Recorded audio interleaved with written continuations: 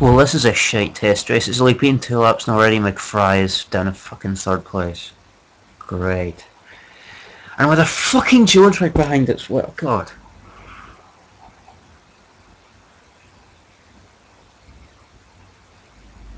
I need to start relearning who's driving the car. That's a Kamaha, right? No, wait, that's a... What? Fuck.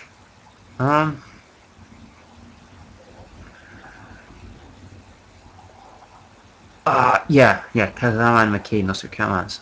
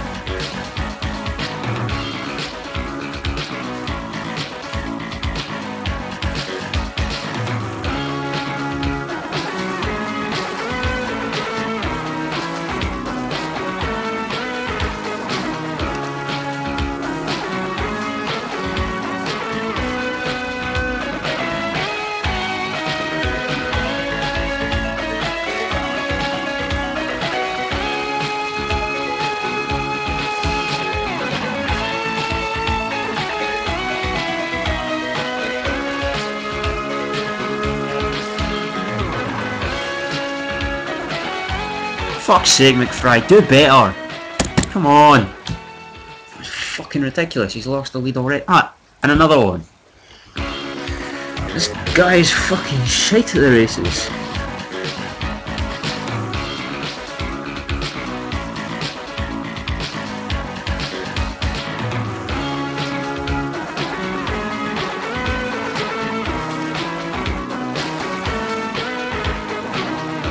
Okay, fuck, I would have to sneeze when the actual podcast promise. Fuck. Shite. Okay, McFly. And I'll tell you that's easy enough. Oh Christ, the Arctic's so different this year. Okay, Julie is bright yellow with a bit of the Malteser. But not black.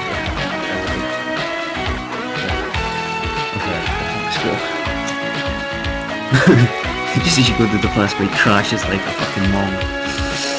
Ah no wait, no, that's not a crash, that's his engine blowing up, I guess. Oh, the foxtails look different.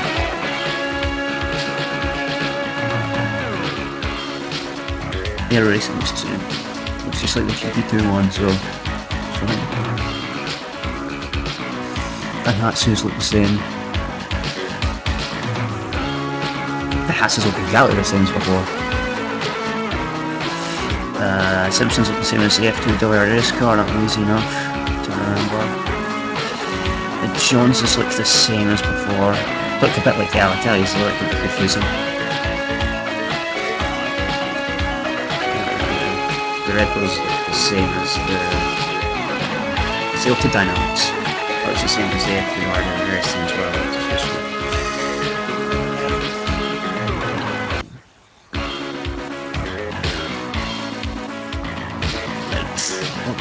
Looks kind of like a Simpson. And Prospect. That's not good.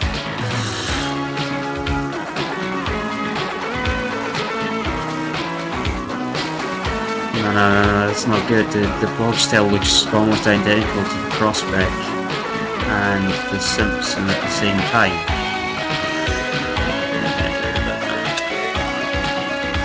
And then, out of those three, which actually qualify? Bogstel are shite. Prospect are shite, and I'll never be in a race. And Simpson are kind of shite. Might not have to do anything, it's fine.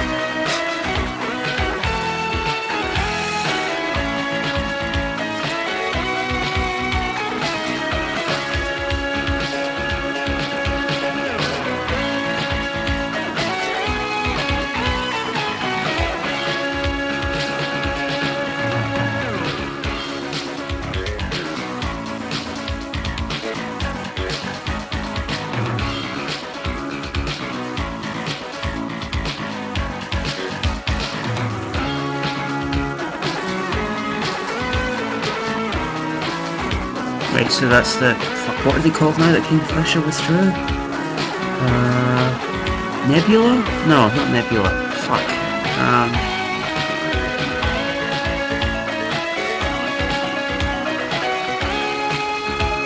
Shit, who's Brucey Kingfisher for? They're not called Kingfisher anymore. Shit. Right, wiki.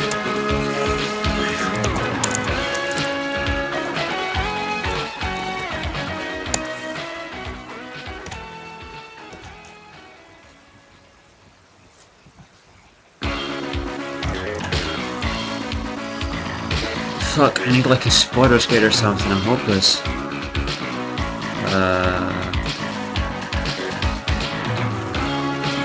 +1 Racing Engineering, that's what it's called. Right, +1. Such a fucking stupid name, but whatever.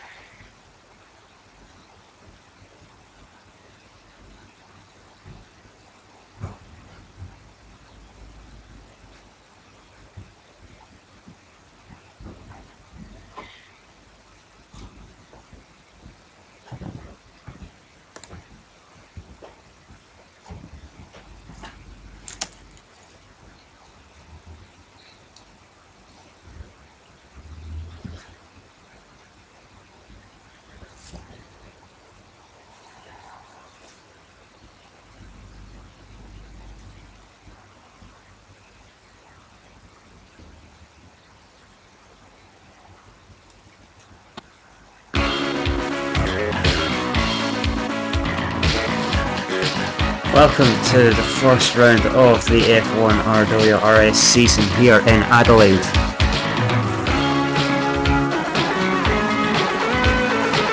The grid for the first race of the season starts with Martin McFly taking Alatelia's first ever pole position alongside him. Surprising, given how slow his teammate was, or rather, how his teammate didn't set a time at all in pre-qualifying. It's Nathan McCain. Row 2, two championship favourites, Pippa Mann and Mark Dagnall.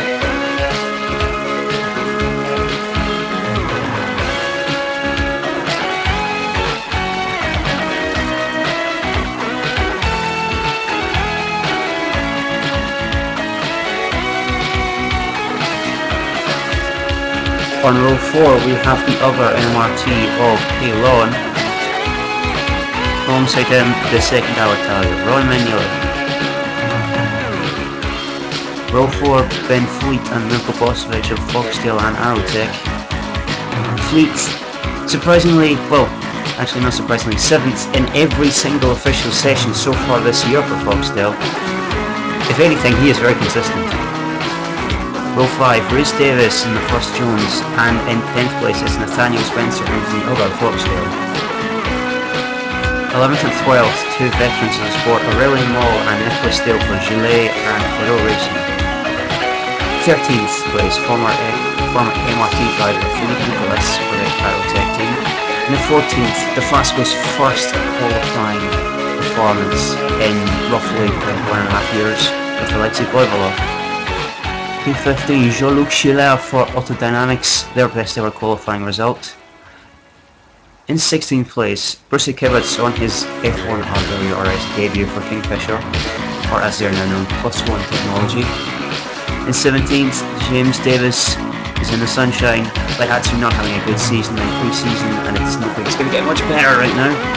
18th position, Thomas de Bock in the second July. 19th, disappointing for Roscoe Van Pini in the Jones Racing car. 20th position, the other sunshine diehard of Daniel Martins. 21st, Gary Kekkonen. Foxtail not having a good season, but they do manage to make the cut today. 22nd, the second Autodynamics of Jean-Vincent Albertini. He was running top 5 in the F2RWRS race yesterday before his car expired. Hopefully that doesn't happen again today for him. In 23rd, David Neuberg, disappointing given how high up his teammate was in the qualifying order in the second +1 technology car. 24th, Michael Cameron for Simpson, making his F1RWRS debut as well. Ahead, one place, of his team owner, Dave Simpson. Simpson, the veteran of the sport, was expected to get the better of his teammate, but hasn't done so far this weekend. Less than a tenth behind Cameron Mind, but still with him nonetheless. And the last qualifier, Andrea Battani in the second Boxtail. The D&Qs were Hiroto Toyo of the Fasco and Tomo Kazama of Yamaha, who crashed into the wall 3 times during qualifying. Embarrassing for her debut, especially considering she was tipped to be the best rookie of this year. Hasn't even made the cut.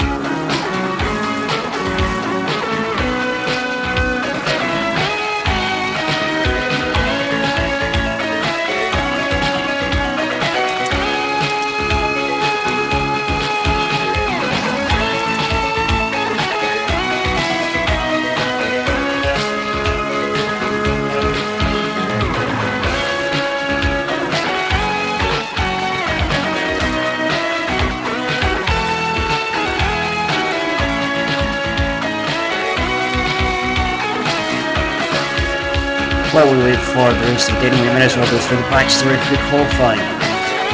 some notable names not on the grid this afternoon, such as Douglas Manford HRT along with his teammate Frank Zimmer. Zimmer failed to set a time at all in pre-quali and he's not here. Also out are the CR cars of Benny Van Rykens and Harry Maury.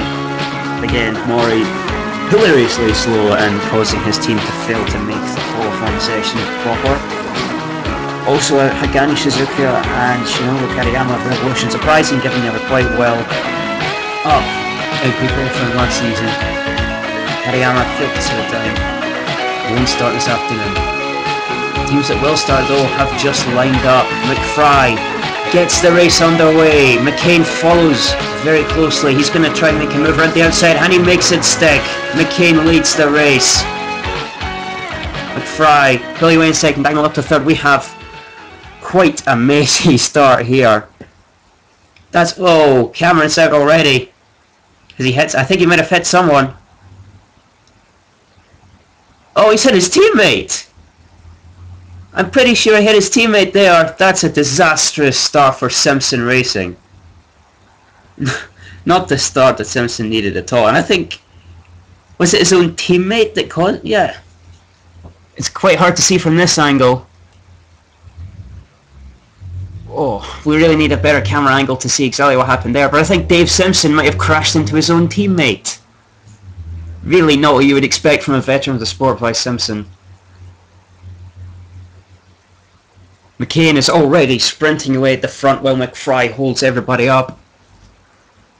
Andrea Battani has also retired in that first corner incident. McFry holds off Dagnall for now, but you don't expect him to do that for much longer. But actually Dagnall's under threat now from Pippaman behind. And Mignolet's already jumped up to 5th. Oh, he's lost it again. He's back down to 6th.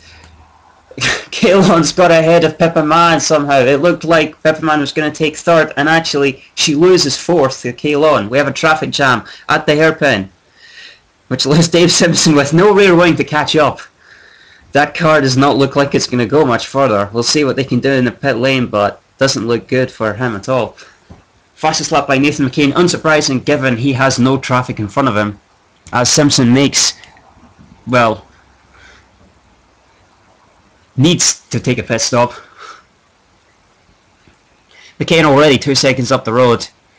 Dagnall's going to have to get past soon, otherwise McCain might just sprint away completely. We saw it in the F2 race earlier this weekend. Once one car gets ahead, they're quite hard to catch.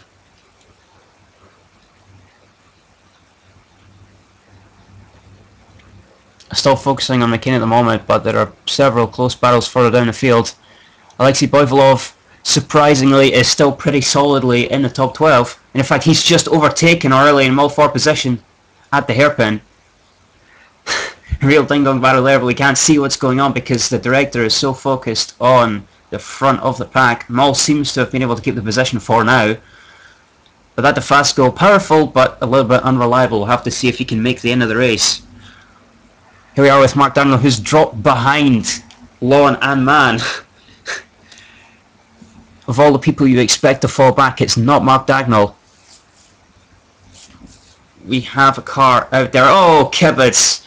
Amateur move there by Brucey Kibitz. He's gone after spinning off the track. He's hit someone else. Meanwhile, Nathaniel Spencer is out. Nathaniel Spencer must have been involved in some contact at that corner as well. There was a real cascading effect going on there, and that must have been why. Pretty bad altercation at the hairpin at the end of the first lap. There is Spencer's stricken foxtail at the side of the track, and there's Kibitz, who presumably made the contact with Spencer. So Kibitz is relegated to the back of the field, or at least second last, ahead of Simpson.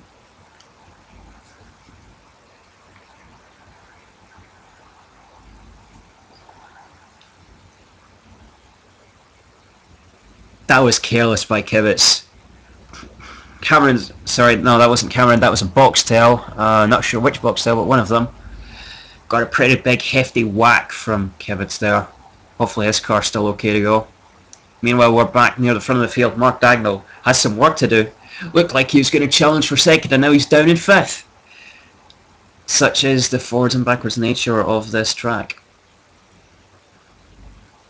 Mignolet doesn't seem to be able to keep up with these guys in the top 5. He'll just have to see if he can settle for a point today. Dagnall putting all kinds of pressure on Pippa Mann. He's lining up a move before the hairpin. I would have thought he would just bided his time. We're going back to the midfield though, and Mirko Bosovic, his car has failed. His race is over. Not sure what kind of technical failure it is, but it is presumably a technical failure. Mann keeps the position for now.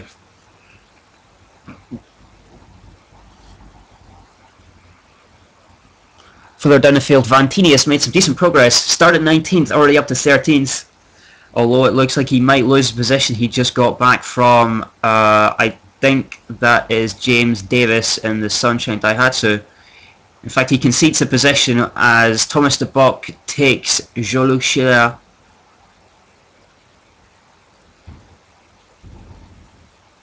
Simpson appears to still be on the track in last place, fixing that front wing. A little bit surprising, there was some pretty heavy damage to that car. Meanwhile, further down the field, we have Philippe Nicholas making a move on Ben Fleet, but he can't make it stick. Aurélien Moll takes advantage and takes the position from Philippe Nicholas. That was some smart driving there by Aurélien Moll. Ben Fleet retains 9th for now, but Moll looks racy. Watch out for a move down at the Clipsal hairpin later on.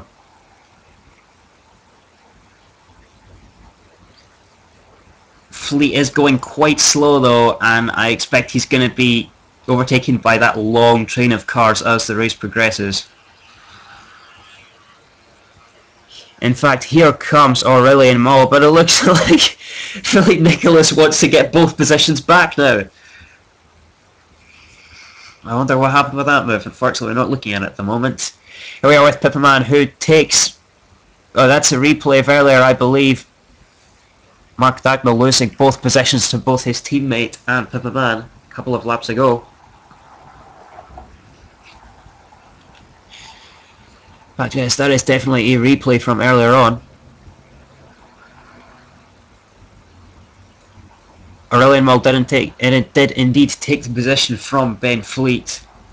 Philippe Nicholas, no such luck however, he's still stuck behind the Foxtail. And Boivolov is making a move on Roscoe Vantini. I didn't think I would see that happening.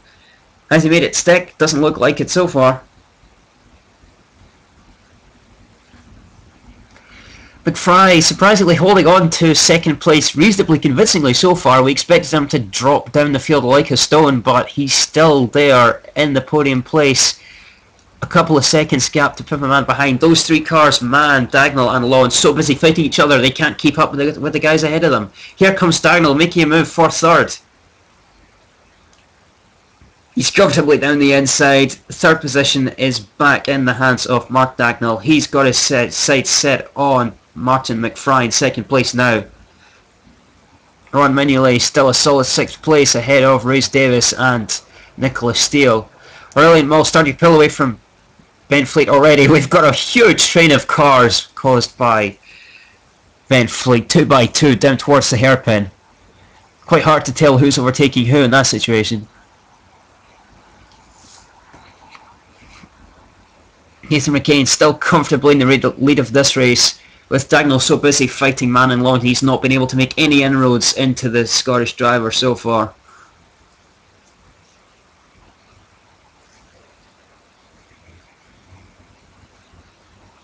Dagnall is closing down on McFry quite quickly now. In fact, he might even try a move at the hairpin. He's so much faster. As Lawn also tries a move on Pippa Mann. He's got that one. So is he going to go down the inside of his own teammate? No, but they almost touch. That was very close by K. Lawn. McFry, oh, he runs wide. He runs very wide at the exit of the corner there. He is under severe pressure from Mark Dagnall now. He's going to really struggle to keep the position for more than a lap at this rate. Meanwhile, De Bock and Nicholas have both got past Fleet. No, sorry, they haven't. Fantini has moved past De Bock and Nicholas. None of them can get past Ben Fleet at the moment. Dagnall has lost a little bit of ground to McFry there and has slipped straight back into the clutches of Lawn and Mann again. And all of this toing and froing has allowed Ron Mignolet to catch back up to this quartet of cars. He could be in the hunt for some podium positions now if these three are not careful. Daniel seems to be lining up McFry for the hairpin at the moment. Can he make this one stick? If he can get past McFry, he looks reasonably secure to stay ahead of his teammate after that. He is down the inside already. Looks like he's going to make this one stick despite being a bit wobbly on the brakes. He takes second place. Now he has to chase after Nathan McCain. 10-second gap after only 6 laps. He's got his work cut out, but we all know Mark Dagnall is the best racer in this field. Meanwhile, we're back to the battle for 10th. Aurelian Mull's got a problem. Aurelian Mull has some kind of... It's a water leak. You can see on the dashboard he has a water leak. Mull is out of this race. Meanwhile, McFry has just lost 3rd place to Kay Lawn. McFry is finally starting to drop positions now. Next up behind him is Pippa Mann. You expect Pippa Mann will probably take the position away at the hairpin in what I expect will be a copycat move of Daniel's past 1 lap earlier. Meanwhile, his teammate Ron Mignolet is after Pippa Mann and seems to be lapping a little bit faster at the moment. Here comes Pippa Mann pulling out of the slipstream, going for the overtake down the inside. Looks relatively simple. It is relatively simple. Mann takes 4th. McFry is down to 5th and under pressure from his own teammate Ron Mignolet now. Dale Italia is 1st and 6th, now 5th and 6th. Disappointing start to the race from McFry. Was predicted, however. And Ben Fleet is still in 10th. Actually pulling away from these guys who are so busy fighting each other, they can't keep up with Fleet anymore. Nicholas, can he stay ahead of this group of cars? He's 11th, he's now 12th. Boivolov, of all people, takes the position. Alexei Boivolov, don't know if his car will hold out, but he's having a good race so far, up to 11th place ahead of Philippe Nicholas and Thomas de Bock. Jean-Vincent Albertini still stuck at the back of that queue of cars. Queue is the only way to describe it. There are literally 10 cars head to toe all the way through the field there. Meanwhile, Martin McFry under yet more pressure from his teammate Ron Mignolet. Let's look back. I believe we are back to live pictures now, I think.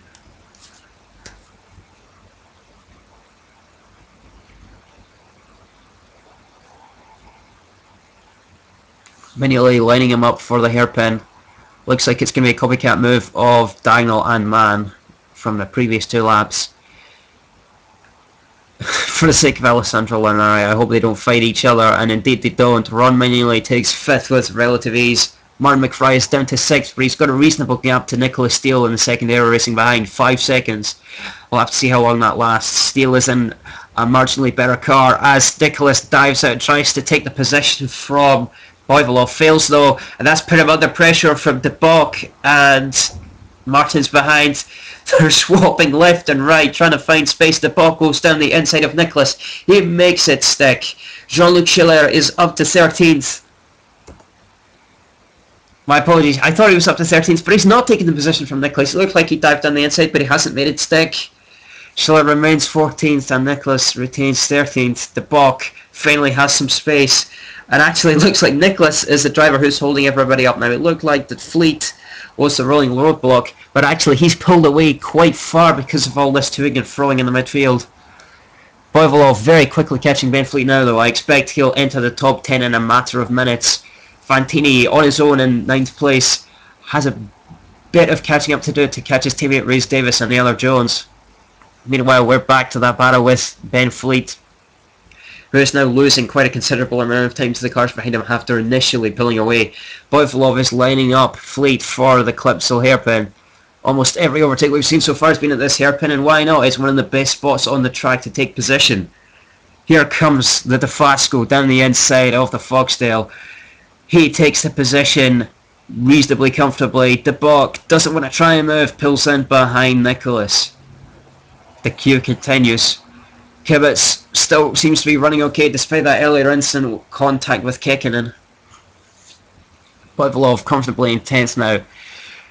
He has a ticking time bomb in the back of that Lancia though. We know it is not the most reliable engine by far.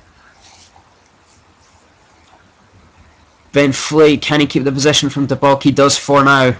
The Buck looking a little bit opportunistic as Schiller fights off Martins to keep 14th. His teammate James Davis takes 14th from Daniel Martins. As Fleet continues to lead a train of cars as Boivolov pulls away rapidly. I do wonder, Boivolov, that Lancia engine is reasonably powerful if unreliable. He might be able to catch up with Vantini. I'll have to wait and see how that plays out. Now De Bock is lining up Foxdale, as is Nicholas. They're side by side again. And Schiller wants in as well. He tries to take all of them at once. Can Schiller make it stick? Yes, he can.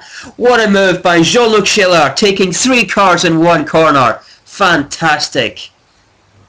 That is the best move I've seen all afternoon. Jean-Luc Schiller in the Autodynamics takes 11th place, taking over Thomas De Bock and Ben Fleet and Philippe Nicholas all in one go. I'm running out of words to describe that move. That was simply fantastic. Ben Fleet is down to 13th after that because Thomas De Bock was also able to take position, but he's effectively made a net gain of 0 because De Bock now has to catch up with Jean-Luc Schiller. Philip Nicholas is still stuck behind the Foxdale. Oh, he finally makes a move. It's been a while. He should have done that about 5 laps ago, but Nicholas finally takes a position from Fleet. James Davis and Daniel Martins are next on the Foxdale checklist. I expect they will both wait for the Clipsal hairpin before making their move, unless they get a bit too impatient. Oh no!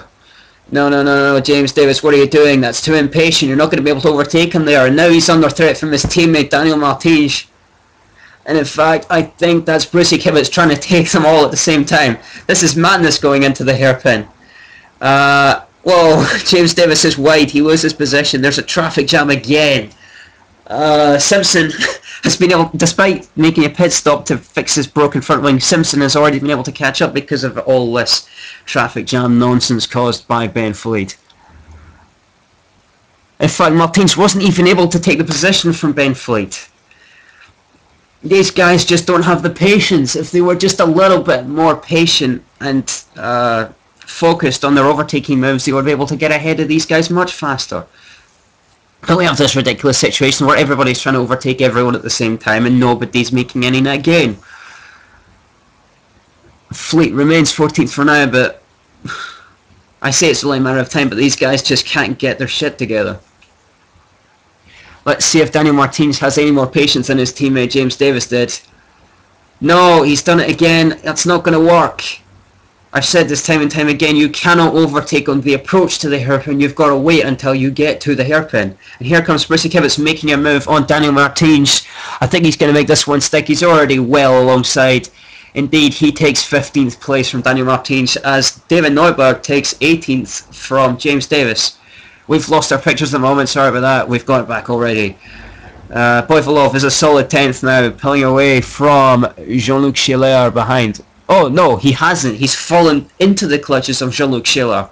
Schiller taking 3 positions earlier. He's now taken 10th from Alexei Boivolov. That aerodynamics car looks really fast at the moment. Thomas De Bock in 12th has caught up with Alexei Boivolov reasonably quickly, as has Philippe Nicholas. But we also earlier, it doesn't matter how close Nicholas is, he never seems to be able to take the position. De Bock, will he wait for the chicane or will he go too early? Nope, he's gone too early again. He's not going to make that work. I don't know why drivers keep going for the overtake too early. He's now slipped into the clutches of Philippe Nicholas. This should be an easy pass for the Frenchman. Indeed, he's easily down the inside and he takes 12th position. De Bock really shouldn't have made the move so early. Fleet keeps holding off these guys. I don't know how he keeps doing it. He is still in 14th place despite having 6 or 7 cars right behind him. Daniel Martins just cannot find a way past this Foxdale. There is no term more appropriate for Ben Fleet than rolling roadblock at this moment. Reminds me of Olivier Grouillard of Formula 1 decades ago. Doing an excellent job of keeping people behind him using any means necessary. Boivolov has a little bit of space for now after Nicholas and De Bock were too busy quarrelling over position. as Dave Simpson looks to make up a position. I think that's the leaders coming to lap this group of cars. I don't think there are any runners behind Dave Simpson, so I guess that must be Mark Dagnall approaching. Oh, apologies. I keep forgetting. Nathan McCain is so far in the lead at the moment. It must be him in fourth place.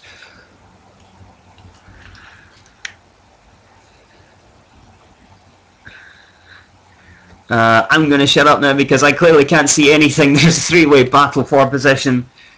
Jean Vincent Albertini takes 3 cars at once. The Autodynamics are on fire at the moment. Jean Vincent Albertini has overtaken someone. Here's Nathan McCain into the mire of the midfield.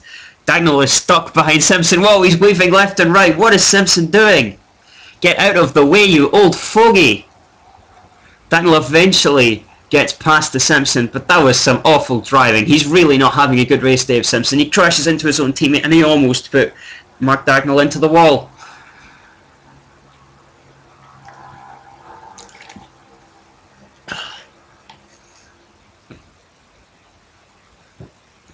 Boivolov is under severe pressure now.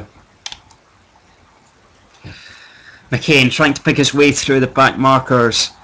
Kekkonen is next. Makes a reasonably easy job of that, but now Dagnall stuck behind Kekkonen. Doused on the inside. Job done.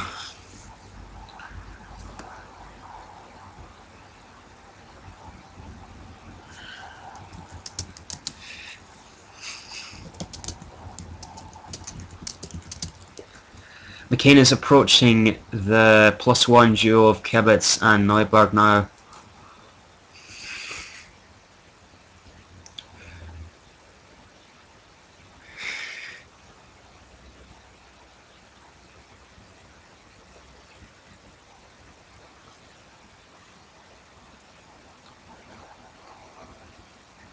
McCain's gap was down to just 1 second, but this traffic seems to be aiding him rather than hindering him. Dagnall is the one who keeps getting shafted by the back markers. Although here comes McCain finally catching up with the +1 duo. Let's see how easily he dispatches them. Our picture's frozen at the moment.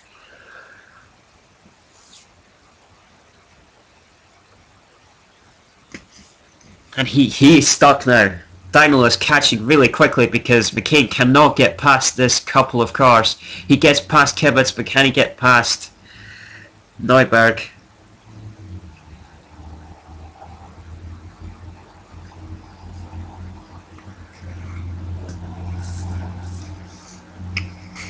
Jean Vincent Albertini is trying to overtake some more people while McCain tries to lap them. Oh! McCain's crashed! McCain hit one of the +1 cars! I don't believe it. What was he doing there? He just didn't even attempt to overtake. He didn't even try to pull out of the slipstream. He just went straight into the back of Kibitz. Oh my goodness. How he didn't lose his front wing, I have no idea. That was awful by McCain. He lives for another day, but he's got to stop making rookie errors like that if he wants to win this race. Dagnall is right behind him and clearly the pressure is getting to him. Dagnall makes a much better job of overtaking, but he goes straight into pit lane. Dagnall comes in for his first stop of the afternoon. McCain is spared for now, but if he keeps dealing with the back markers in that kind of fashion, he's not going to last much longer. That promotes Lon to second position for now. He's got another MRT to worry about, McCain. He's got to watch out for those back markers of the Clipso because they're always going 3 wide. We've seen it on every single lap so far. They are at least 2 wide every single lap into the Clipso hairpin. You would think his team would be on the radio telling him to go well inside, but he just hasn't learned. That's Nicholas Steele very close behind Dagnall. Can he take the position while his tyres are fresh and Dagnall's are cold? Doesn't seem so. Dagnall already pulling away. Steele's chance to give Dagnall some trouble and therefore give Pippenman a chance to catch up again is wasted as Jean-Luc Schiller pulls in. Schiller with that impressive overtake, 3 cars and 1 goal earlier on. He's made it up to 10 so far, but Nicholas assumes the position.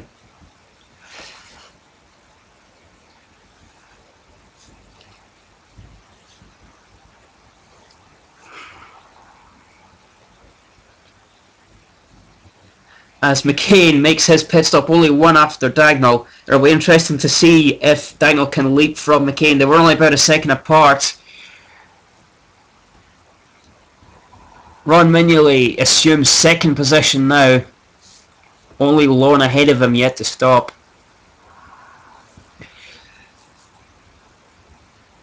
Whoa, that was very close from McCain. McCain runs wide.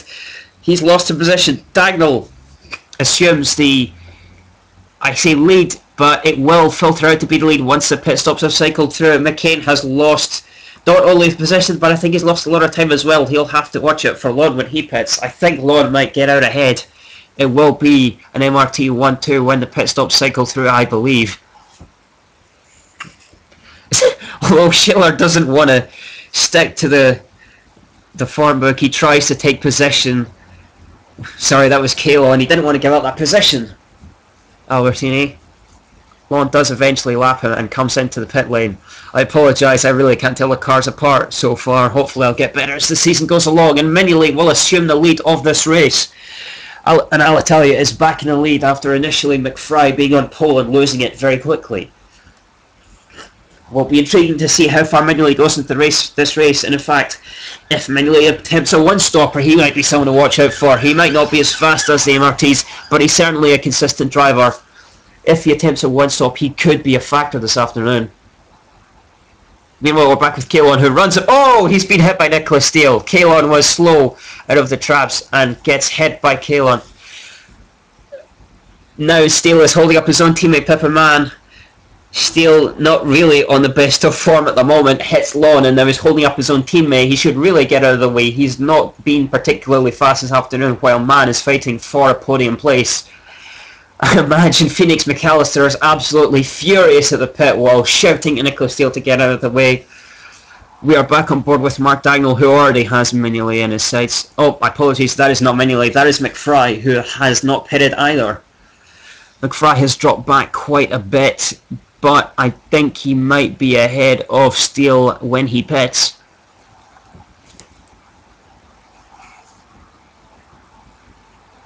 Pipman has finally got ahead of her teammate, as the Jones cars, not particularly fast this afternoon, but they're running solidly enough, perhaps some points on the cards for them.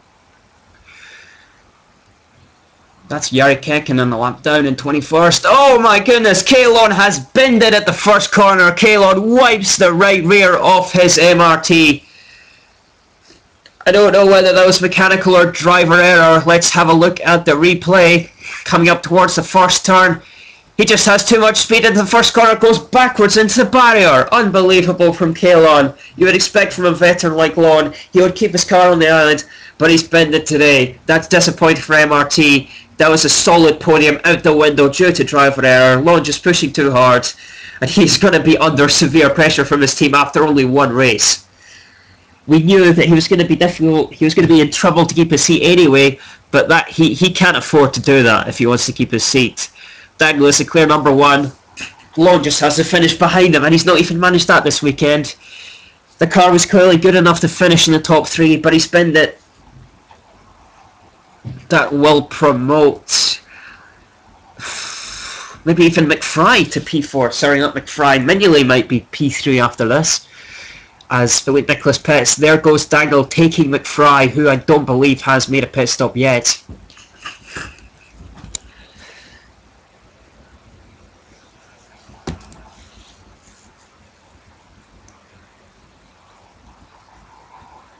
Thanks to that mess in the midfield, Dave Simpson's been able to make a couple of positions. He's 18th before making his pit stop, as Dagnall laps one of the +1 cars, which appears to be going very slowly because he's not even in picture at the moment. Is that +1 even moving, or is it retired? No, it has retired. That's Brucey Kibbett's out of the race. I thought that was an awfully slowly moving +1, and it turns out it wasn't moving at all. He's had some sort of technical issue. That's the Israeli's debut come to a halt early on.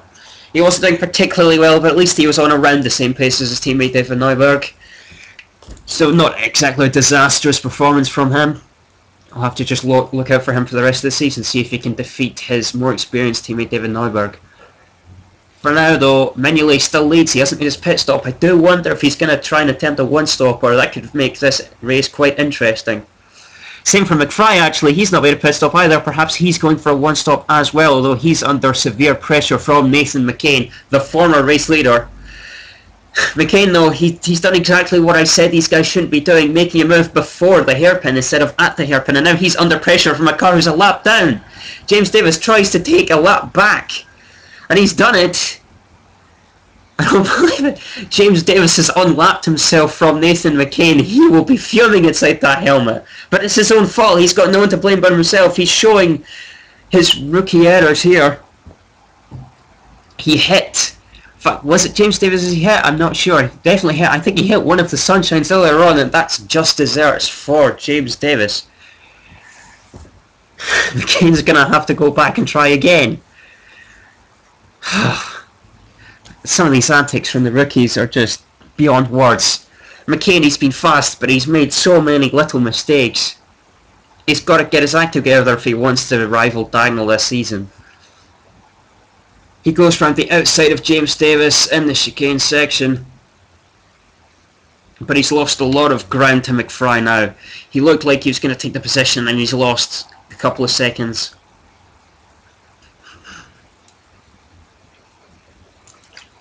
We are now with Ron Mignolet, who has Mark Dagnall right behind him. This race looks like it's going to be Dagnall's for the taking again. Dagnall's made a pit stop, Mignolet has not. Looks very unlikely that Mignolet is going to be in contention with Dagnall going this quickly. They're coming up to some lap traffic. I think that's Jean-Vincent Albertini. McFry makes a move on Albertini, gets past, but I think, no, Dagnall gets stuck behind Albertini. This is good stuff for Mignolet. He's got a little bit of breathing space now with an autodynamics between him and Dagnall. Next up on the list is Ben Fleet. How quickly can the Alitalia dispose of him? His former teammate, no sorry, not former teammate, he was at Alitalia last season though, Ben Fleet. Ron Mignolet was his replacement. I apologise. Mark Dagnall easily goes ahead of Ben Fleet though, and Mignolet will have to resist more pressure from Dagnall straight away. Dagnall goes for the move, he hits Mignolet. No, what are you doing, Dagnall? That is not above board. You can't do that. I'm sorry, but you cannot hit people like that. That was a desperate move. You don't need to do that early in the race when you're a pit stop ahead. That was desperation by Dagnall. There was no need for that. There really was no need for that. He needs to look at himself in the mirror. You can't risk the car like that. He could have broken his suspension. He could have broken his front leg. Completely unnecessary there by the reigning world champion. Hopefully there's no damage to either car, because that would really ruin the race with such a stupid overtaking move. We take a replay of that. No, sorry, that's not the replay, but you could see he literally hit his wheel. That could have broken the suspension, could have broken Dagnall's front wing. Well, thankfully for both of them, no damage sustained for now. Hopefully everybody keeps their noses clean for the rest of this race. Dagnall is now easily in the lead though. McFry down to third, Mignolet down to second. The Alentalians look good at the moment, presumably on one-stoppers, because we've now reached lap 25 without either coming into pit lane. Dagnall, meanwhile, probably on a two-stopper. He stopped on lap 20. I'm not sure he's going to be able to go 40 without another stop. We'll be interested to see how far ahead he can get before he has to make a second stop. Knowing Dagnall, though, he's probably going to make it. Oh my goodness! Is that Dagnall on fire? Dagnall is on fire! Dagnall is not going to finish this race because his BMW power plant has exploded in a ball of pyromania. I don't believe what I'm saying. Mignolet's going to retake the lead. Mark Dagnall is out. Both MRTs have failed to finish. I don't believe it. Just after taking the lead, Mark Dagnall is out of the race. This has turned the entire McGrin on his head. I am lost for words here. Dagnall is out. You see the flames coming from the back of the MRT. The race has been blown wide open. I don't know who's going to win anymore. Both MRTs are out. Can the Alitalians do it? Can the Alitalians not only get their first points, but get their first win? Can McCain hold on to win this, or is he going to make another mistake? Will Pippa Mann stay near the front and take the win through sheer reliability? It's anyone's going out. Oh my goodness, what the hell's going on here? McFry's having to queue!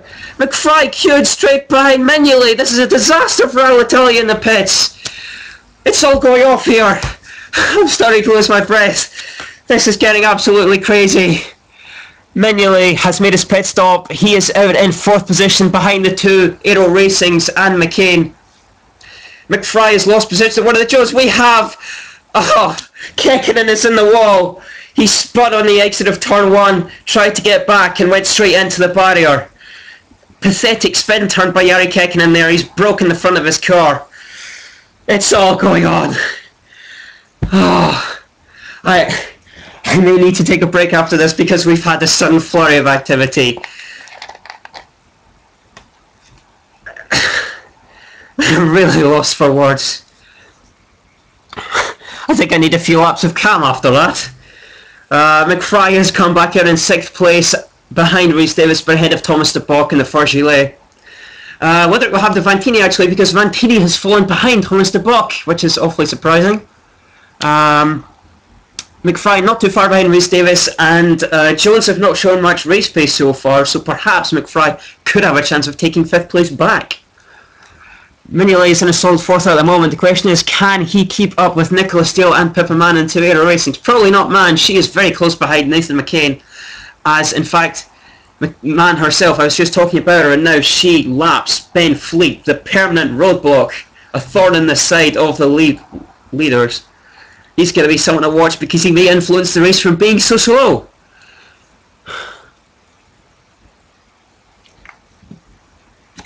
And I'm sorry, but I got so worked up over that flare of activity. I need a drink. I have no ability to talk left in me. Back to the action now. McCain has resumed the lead of the race. But if he plays any more antics like he did trying to lap the field about 10 laps ago, he's not going to stay there. There is the smoking, charred remains of Mark Dagnall's car sitting at the side of the road. A reminder that anyone can win an F1RWRS race. The naysayer said Dagnall would walk this one. Well, he's not even in the race anymore. Davis has been overtaken by McFry already. I thought that McFry might have a little bit of pace in him compared to Davis, but I didn't think he'd get ahead that quickly. We missed that overtake happening, but I said it would happen. It has now. McFry's up to 4th at Alitalia. They didn't look like they were in too good shape before the first round of stops, but now they're 3rd and 4th. They have a great chance to make something of this race. In fact, Steele, I'm guessing... What happened to Steele? Has he made a pit stop? Has he had some kind of problem? I'm not sure. Steele was not looking particularly feisty this afternoon. Either way, he has dropped back to 6th place.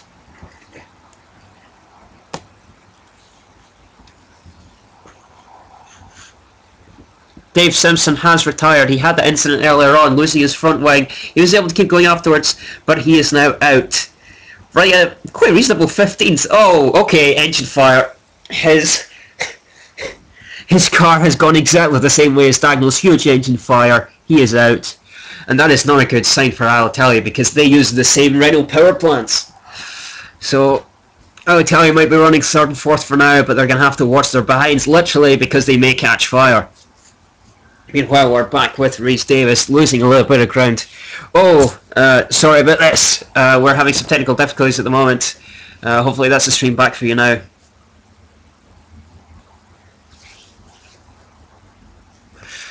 I'm being told that Nicola Steele made a pit stop. That is why he's down to 6th position.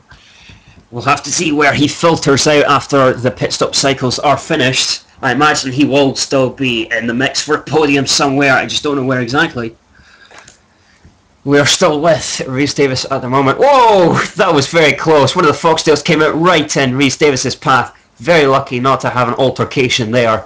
These guys really need to be a bit more careful when exiting pit lane. They keep running straight into other guys. We saw earlier Kalon almost hit someone.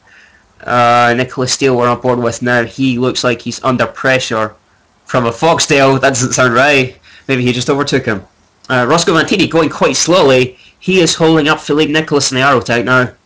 Really not been a good weekend for Jones so far. Vantini may have made up quite a few positions at the start, but he's been pretty stationary since. He is down in 8th. No, not particularly close to the points at the moment. He's got about 20 seconds to make up if he wants to score some points this afternoon. He is defending quite... Oh dear, that's a shame. Boyvolov is out. Alexei Boyvolov in the Dofasco had actually shown a reasonable turn of pace, but his Lancia engine has finally expired. We thought it was only a matter of time. Unfortunately, it was.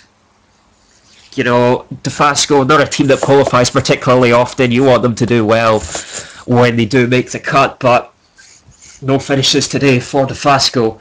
We are back with Rod Mignolet in the first Alitalia. Meanwhile, we have a replay. Nicholas did indeed take the position, 8th place from Vantini.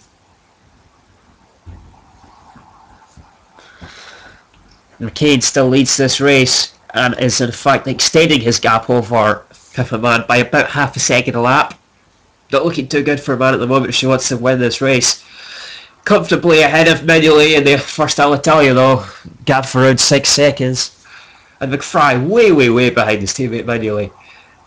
McFry actually started 5 places up the road and is now 20 seconds behind, even though they've only made 1 stop each. So McFry clearly not on the pace of his teammate. Pictures will continue, but I'm going to take a quick break. I'll be back in just a moment.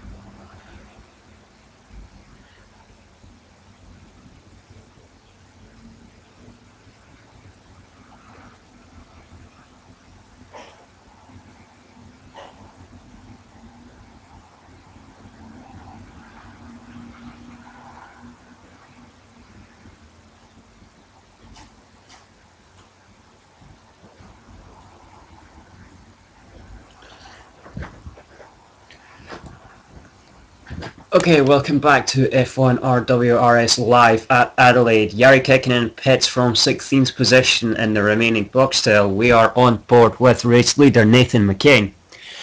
Jean-Luc Schiller appears to have gained 7th position from Philippe Nicolas. It's been a really good drive by Jean-Luc Schiller so far in the Autodynamics. We saw him with that epic pass of 3 cars at once earlier in this race, and he's running 7th, almost in the points. If he can keep this car on the road and the car does not give up on him, I think he could possibly contend for a point and therefore IIDOTR. Perhaps not the best time to talk about speculatives, though. We saw yesterday in the F2RWRS speculation did not lead to a particularly good place, especially for my drivers.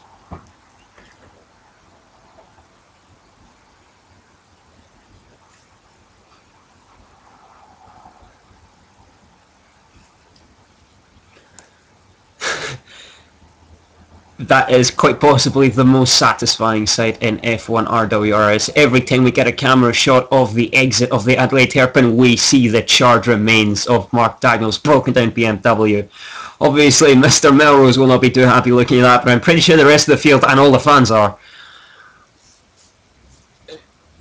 We just saw they're on board with... I'm actually not sure what that car is. There's not any particularly distinguishing features on that airbox. We are now with Ben Fleet in the Foxtail though. Ben Fleet going awfully slowly. In fact, I think he's got some sort of technical problem. Indeed he does. He pulls over to the side of the road. That's the second DNF of the afternoon for Foxtail. They're going home early. The first incident with Nathaniel Spencer was a crash, mechanical failure, and he parks right behind Mark Dacknell. That is some good parking. No, it's not. He's hit Mark Dacknell. Just to add insult to injury, Ben Fleet rams Mark Dacknell after he's already retired. I wonder how many more cars are going to decide to pull up in that spot. It's starting to look more and more like a car park at Adelaide Hairpin. We are now with Nathan McCain, the race leader, once again. The gap continues to edge out somewhat. I'm not sure it's at half a second anymore, but it's certainly a few tenths per lap for Nathan McCain over. Oh my goodness, he's run wide! He's off! He's spun! He spun through the gravel! He's got it back! Oh! Pipperman crashes into the wall trying to get past! Is there any damage to that Aero Racing car? I'm not sure, I can't see any. Man seems to be doing okay, but McCain is out! McCain has retired! McCain wasn't able to keep the car going after that spin, and Nathan McCain retires from the lead of the race. Oh, that was such a close incident. I thought Man had been taken out in that incident as well. But she keeps going for now. Does she have any damage to that car? We'll have to wait and see. There could be some prolonging side effects after that incident. She did hit the wall quite hard. It's a miracle that there's no suspension damage, or at least a broken front wing to that Aero Racing. But this is starting to play into the hands of Al-Itali and Jones, because the guys ahead of them are self-destructing. I said that McCain needed to work on his rookie errors, but he's just thrown it in the wall. He has been trying a little bit too hard this afternoon. You saw earlier in the race, he tried too hard to get past the back markers and went straight into the back of them, almost lost his front wing. He tried too hard again. Almost a copy of the lawn incident, but without losing any wheels. But again, pushing too hard into turn one, spins round, he's out. Pipperman now leads the Australian Grand Prix. And just when you thought there couldn't be any more drama after the Dacknell incident and everything that followed, we have that. That promotes Ron Mignolet to second place. Mignolet acting like something of a metronome. He's kept it on the island. He's been steady and consistent. Could a race win be his reward for keeping himself in check? Here is the man of I'm speaking about, Ron Mignolet. He's coming up to lap one of the Sunshine Daihatsus. I think that's James Davis. Indeed it is James Davis. He cedes the position to Ron Mignolet, who's probably the only person I've seen pull out a move at the corner before the hairpin so far, actually. Everybody seems to be going too early, not getting past that corner, but Mignolet manages it. Probably helped that James Davis did not try to defend whatsoever, as he shouldn't have done, given he is one lap down. We are back with race leader Pipperman, trying to look closely at that car. There doesn't seem to be any damage at all, despite clattering the wall trying to get past Nathan McCain. That is a miraculous escape. And in fact, James Davis, I just mentioned him earlier, maybe he was going so slowly because there was a mechanical failure on his car. He is out of 11th place. It's not been a good weekend for Sunshine Daihatsu. And that's just added insult to injury. Sunshine Daihatsu will not be happy with the marshals. They just destroyed a front wing assembly that was perfectly fine. I imagine their team principal will be having a few words with the race organisers after that. Helmet cam from Ron Mignolet. He looks very focused. The eyes look a bit strange on GPM2, but they look focused at least. He is 13 seconds down the road from Pipperman. Not sure he's going to be able to contend for the win on pace alone. Perhaps on strategy though. 13 seconds isn't enough time to make another pit stop. And I'm not sure if Mignolet has to stop again at all. If he does, then he can't win, but if he does, then I think he might have a chance. Meanwhile, McFry loses position to Davis. McFry initially was going quite a bit faster than Davis, but he's sort of slowed suddenly, perhaps an incident of some kind, and he's lost the position to Davis again. Davis now up to P3 with McFry down to 4th. Nicola Steele is also not that far behind that duo of Davis and McFry, only 6 seconds down the road, and the Aero Racing clearly has a decent amount of pace in it, so if Steele wants to show he deserves that seat, he will catch those two guys ahead.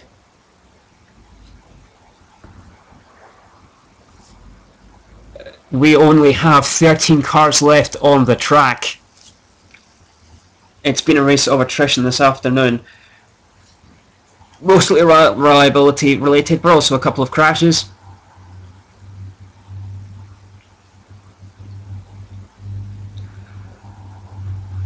things appear to have finally settled down at the moment.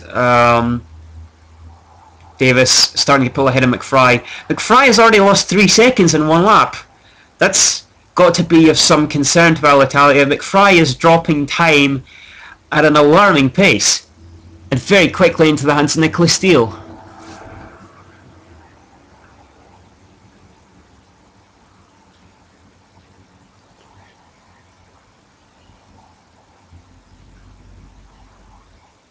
We are looking now at Ron Manuelli, who's having a solid, if unspectacular, race. He's kept his car on the road at all times.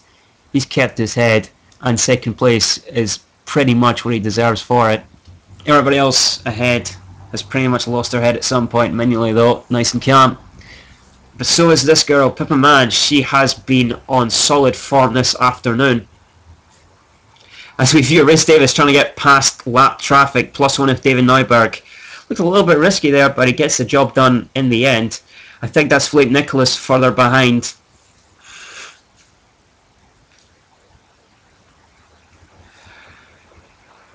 In fact, no, if anything, that will be the Alitalia of Martin McFry, I think. A little bit difficult to tell the Alitalias and the Arctics behind, given they both have very striking green and white liveries.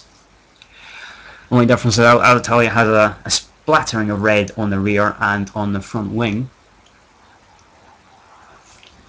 We are once again with the top 2 cars, Manuelli and Mann. Someone came into the pits, didn't see who it was, but I think that was Rhys Davis. Indeed it was. Rhys Davis comes into the pit lane for his second stop of the afternoon on lap 40 of 65. He's going to drop out of the points paying positions for now, but we'll see where he comes out when the pit stops have cycled through. I imagine he'll still be well in contention for a podium position, especially given how slow McFry has been in the races so far. Conversely, Manuelli, very slow in the race. Not the best qualifier, but he's doing a good enough job for Alitalia so far. We'll just have to wait and see whether that Renault engine goes the distance. However, we've seen a bit of unreliability so far. A Renault engine has gone up in flames literally already this afternoon. Will there be another one?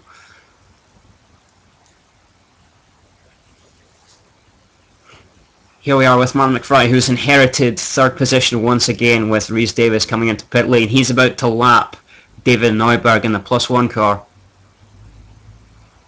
And you know, we saw Rhys Davis lapping that +1 car a couple of laps ago. McFry has suddenly lost quite a lot of pace. Initially after his pit stop he was going half a second faster than Davis, but suddenly he's slowed down quite drastically as we see Pippa Mann lapping the last remaining Sunshine Daihatsu of Daniel Martins. Martins running 10th at the moment thanks to attrition. He's not had a good race at all.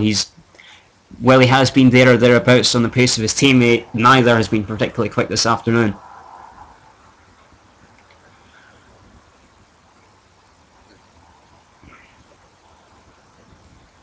The leader, Pippa Mann, comes in for her second stop of the afternoon.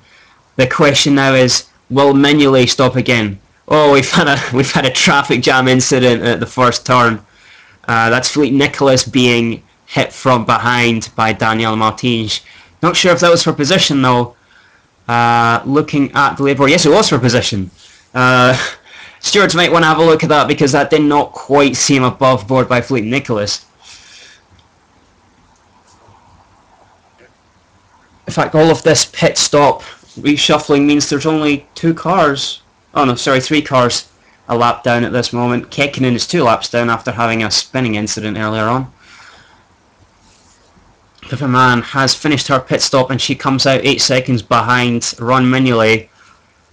There are a couple of questions to answer. One, will Manuelli stop again? And if he doesn't, does Mann have the pace to catch up 8 seconds in a roughly 20 or so laps? I think Mann will have the pace to catch up whether Manuelli stops again or not. McFry, meanwhile, finally laps the +1 technology car of David Neuberg.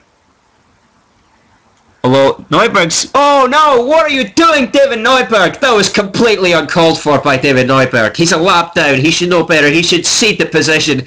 But Neuberg has a desperate and pointless lunge down the inside of Martin McFry, potentially costing the British driver a podium position. That was disgraceful. You cannot do that when you are a lap down. There's literally no reason to do that when you are one lap down. It's stupid. David Neuberg should really know better. He's been here for a year now. He's been in the sport. He should know what you can and cannot do, and that is just completely out of the question. Disgraceful driving by David Neuberg there. I sincerely hope the stewards have a look at that, because that was some awful driving. You cannot give the young guys standards like these to live up to. It's not only that it's dangerous driving, there is no point. Why would he lunge down the inside when he's clearly lost a position and he's a lap down anyway? It's unbelievable. I don't know why we stand for driving like that. It's awful. Hopefully McFry's car is not damaged, and in fact he seems to have lapped Kekkonen since then, so it looks like his car is okay for now, although there is Nicola Steele in the background looming large over McFry. The Aero Racing, we think, is a slightly faster package overall than Alitalia, and Steele, if he's still got any talent left in him, should exploit that to its full potential. McFry stays in third for now. That looked like an awfully slow-moving car. Not sure what it was though. It might have been Kekkonen 2 laps down. He's really been quite slow this afternoon. There is Rhys Davies already lapping Neuberg.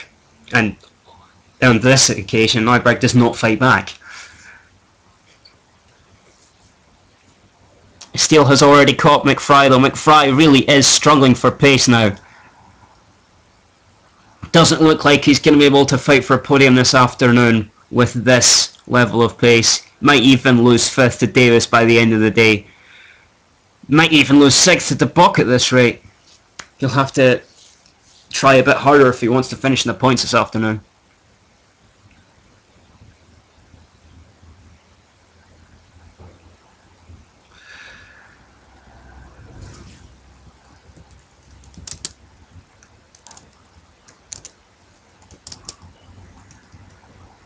Kekkonen has just gone back down the inside of Steele. Oh, I don't understand these guys. Why do they keep repassing people they've been lapped by? Really, the back markers need to learn some goddamn manners, because you can't just keep doing this all the time. You can't let someone by and then get back ahead of them again straight afterwards. It jeopardizes the credibility of the sport, and it's just a bad example. And look, you've got guys fighting for serious positions, fighting for points that might be the difference between several £1 million of prize money at the end of the season, and you've got these guys derping around at the back just doing whatever they like. It's uncalled for. It's unprofessional.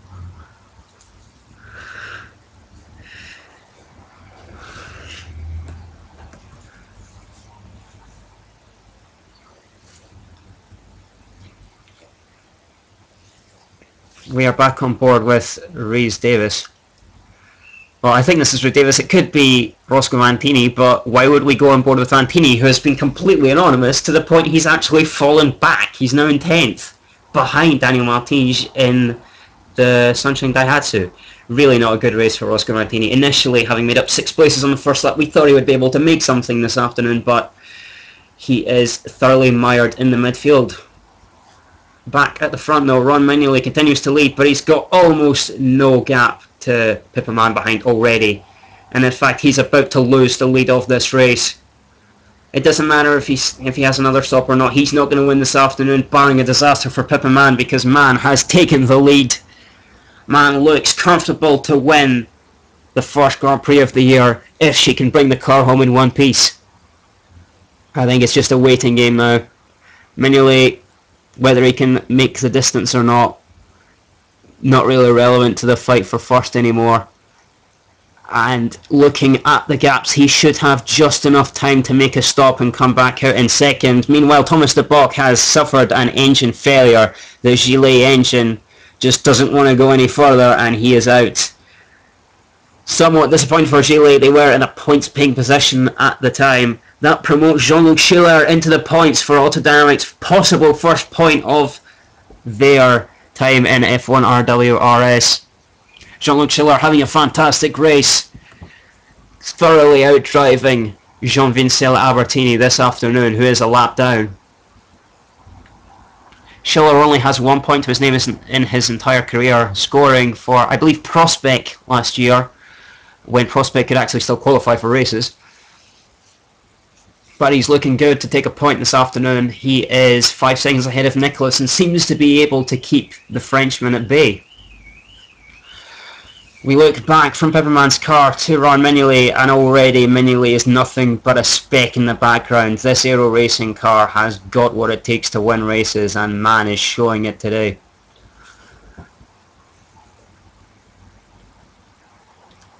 McFry remains in 3rd position for now, but Steele is still close behind. Although we saw that McFry also made his stop quite late, in fact on the same lap as Mignolet, because they had to stack in the Alitalia pit box, so perhaps McFry is going so slow because he's on a one-stopper. And if so, that might give him the edge over Rhys Davis and possibly Nicholas Steele. Certainly if McFry doesn't have to stop again, we could be on for Alitalia double podium, or even an Alitalia 1-2 if Man is unlucky and has some sort of technical issue, or throws it off the road, as most leaders have done so far this afternoon. We saw Kay Lawn throw it off the road, we saw Nathan McCain throw it off the road. Oh, I was nervous for a minute there. I thought the Alitalia had caught fire, but it's merely exhaust fire. As Jean-Luc Schiller comes up to lap his own teammate, Jean-Vincent Albertini, his heart will sink because he is about to be thoroughly humiliated by his own teammate. Albertini doesn't seem to want to get out of Schiller's way though, which is going to make the Autodynamics team principal quite furious. Hopefully for their sake they don't end up taking each other out.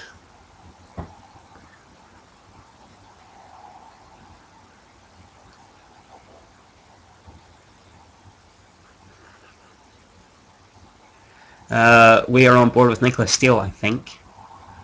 Not entirely sure. It's definitely an Aero Racing of some kind. Back with Ron Mignolet again, who is still, now that he's lost the lead to Man, he's pretty much on his own. He has about 20 seconds in hand to his teammate. If he needs to make another pit stop, he should be okay to take one at the moment. If anything, if I were the Alitalia strategist, I probably would bring him in at the moment just for a safety stop. It's better to get some fresher tyres on and go to the end rather than worry about tyre degradation come the end of the race.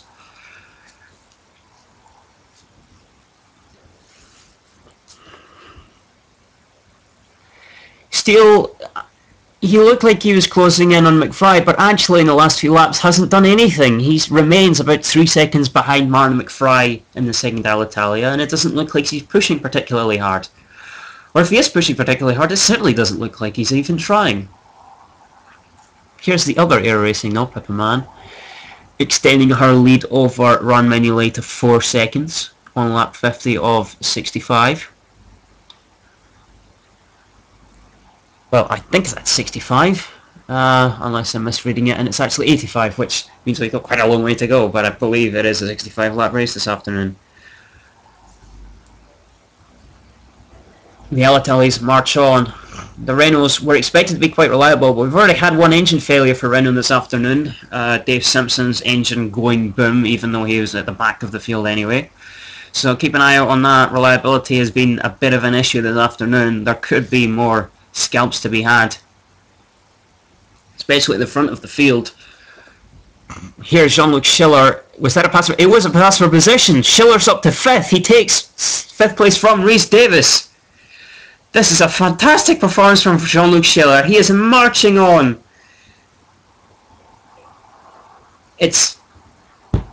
I'm just amazed by Jean-Luc Schiller this afternoon. Nobody really expected much from Schiller. He's a paid driver.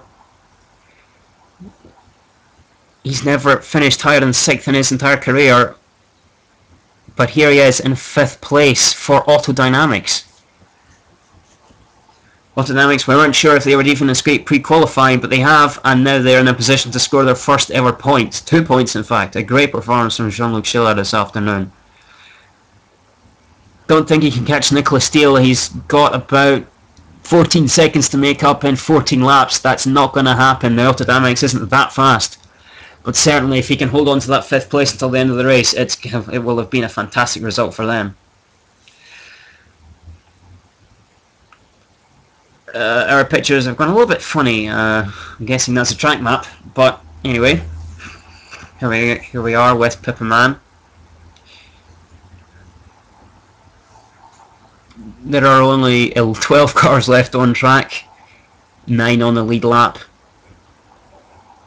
and I imagine that Vantini is going to be lapped very soon. There is Roscoe Vantini, in fact, just ahead of Pippa Man. Vantini about to be lapped.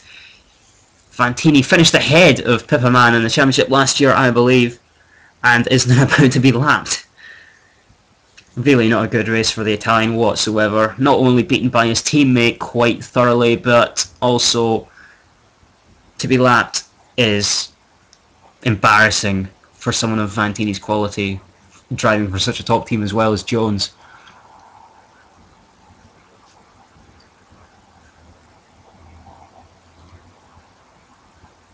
Here we are on board with... Oh no! Schiller's pushed too hard! He's broken his suspension, I think. Has he? No, he keeps going. Oh my goodness, what is Jean-Luc Schiller doing? I said he was doing a brilliant performance, but he has to keep the car out of the wall. He is pushing too hard now to get away from Rhys Davies. He is under a lot of pressure from that Jones behind, but he's got to keep himself in check. He can't push that hard. That is a very close escape for the Swiss driver there. He just pushed too hard through the first corner. We saw what happened to Bikini, we saw what happened to Lon. He almost had the same fate. He keeps going for now, but he's got to slow down a little bit and try to bring this car home. A great result for Autodynamics, almost down the drain thanks to Schiller pushing too hard, but he lives for another day. Meanwhile, we are with Pippa Man. Yes, Pippa Man about to lap Vantini. And this is an on-board of Ron Mignolet, I believe. There is Vantini about to be lapped by Pippa Man. Not a good afternoon for Roscoe Vantini at all. Locking up on the entrance to the hairpin. Meanwhile, he is also about to be lapped by Ron Mignolet. Mignolet, despite looking quite slow after being overtaken, has not lost much time to Man Singh. Still only 3.5 seconds down the road. Maybe he hasn't given up on the win yet. Man better keep an eye on that, because she's really not pulling away from Mignolet at all anymore. We have 11 laps left. If Mignolet gets a move on, he could perhaps get back in the fight for the lead. And in fact, speaking of Alitalia, McFry has started to edge ahead of Steele again. The gap was 3 seconds, it's now 4. So it looks like perhaps the Alitalias have found an extra bit of speed towards the end of their stint. Maybe the tyres on the rivals' cars are wearing down a bit faster, but who knows? I am definitely not an expert.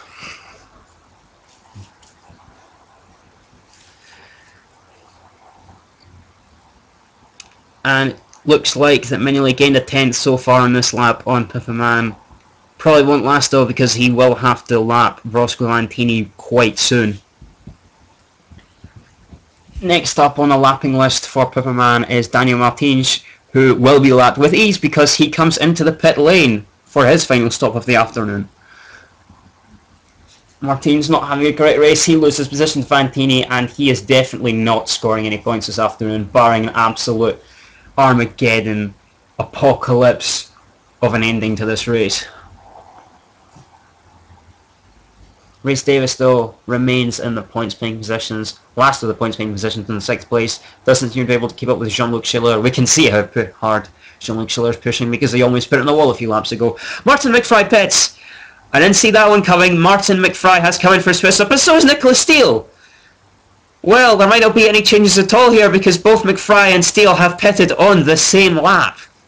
I was expecting some drama there, but they may have negated one another. The question is, which pit crew will be faster? Can Steele leapfrog McFry at the stops?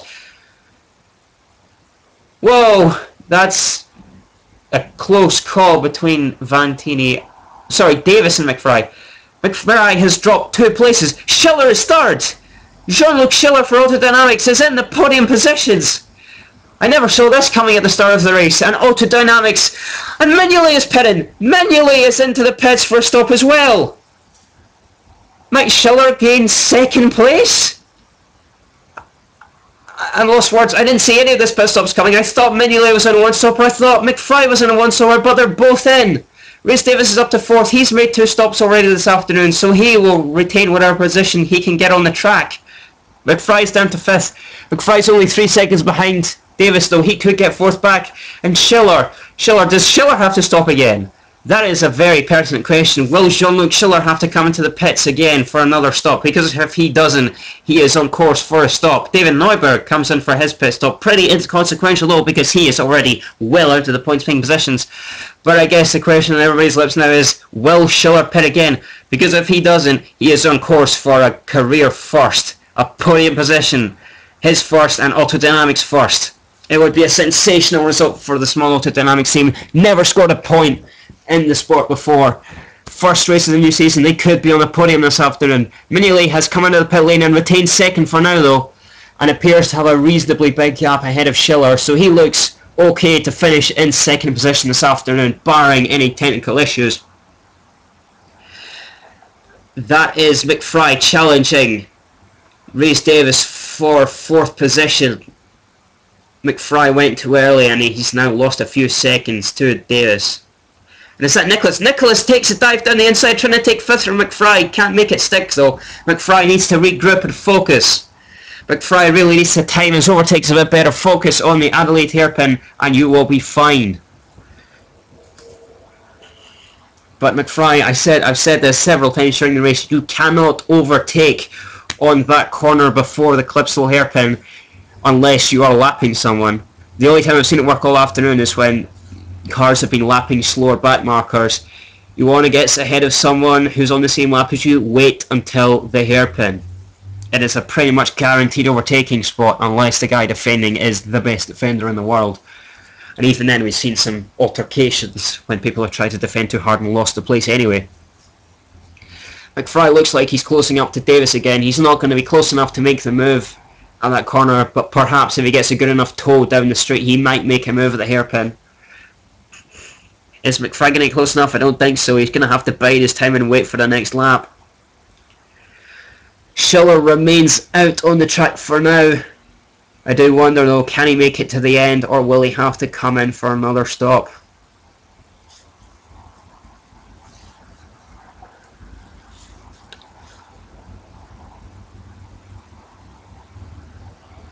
Not much else going out on track at the moment apart from this battle for 4th. All the gaps seem to have spread out quite a little bit. Although Nicholas and Seal are starting to catch this battle for 4th, we could have quite the rumble for 4th position. Potentially 3rd if Schiller has to come in for another stop. This could end up being the fight for the final podium position.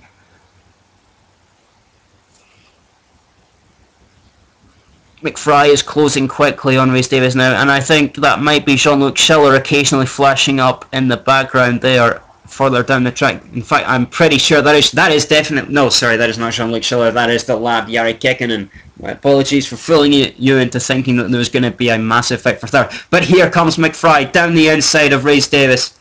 He is surely going to make this one stick. He's got the line, he's got the position, and he is up to 4th place. And nice clean pass from Martin McFry for position. Rhys Davies down to 5th, and already he has to defend from Philippe Nicholas in the Aerotech.